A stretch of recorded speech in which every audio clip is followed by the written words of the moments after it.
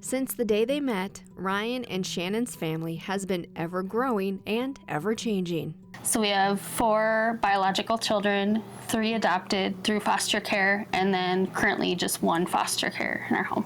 Driven by love, the Powells are passionate about this way of life. Kind of after that, it's what's one more? What's one more?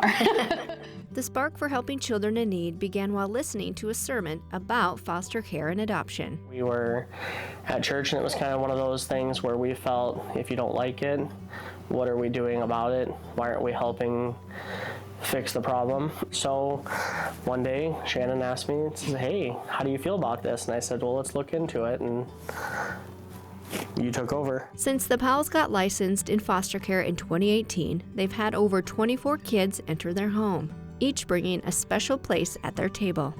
What was really hard is not knowing whether these kids had a safe home, where they were sleeping, if they were sleeping. You know, the thought of children having to couch surf, move from place to place, and not know where your next meal is going to be was pretty tough. I've always been open to a bigger family, and I've been doing daycare now for 12 years, and so that was the biggest blessing, is I worked from home. That really helped our decision.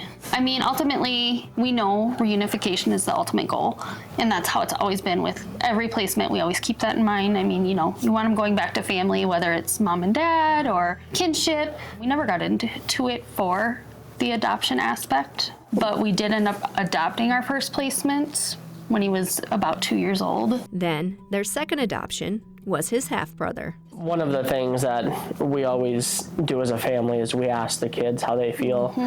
And in our hearts, whether it was, you know, just the way that we felt, or if it was something pressing that we feel from God, we knew that it was the right choice to make the decision to pursue adoption for him. When we asked our kids, there was no doubt in their mind that they absolutely wanted it. Then in 2020, they fostered a teenaged girl who was part of a sibling group. Then 2 years later, she was adopted, but that left her older sister, Christina, without a family to call her own before aging out of the system. I have always wanted to adopt kids when I grew up, because I just feel like just being in this position is like so hard for so many.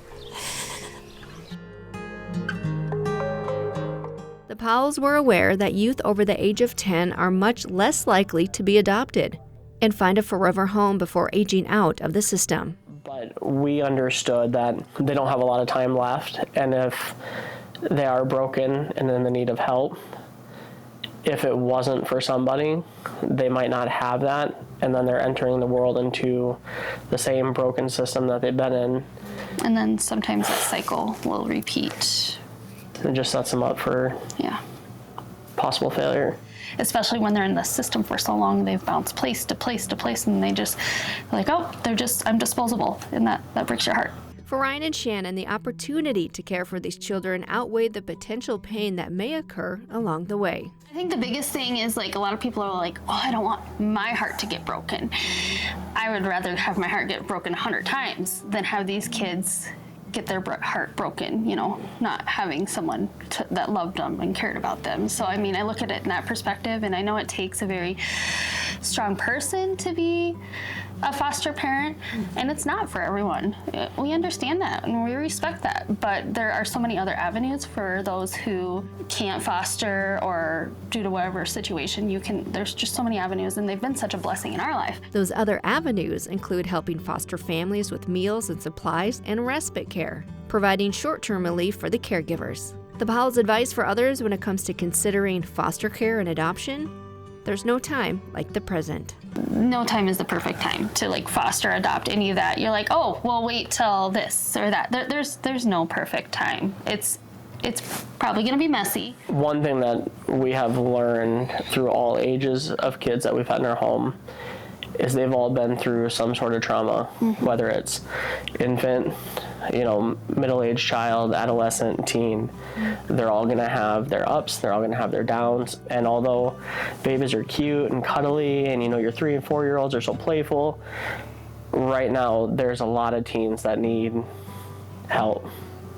And I think they're just looking for somebody to show them that we care and to help them set them up for the right path.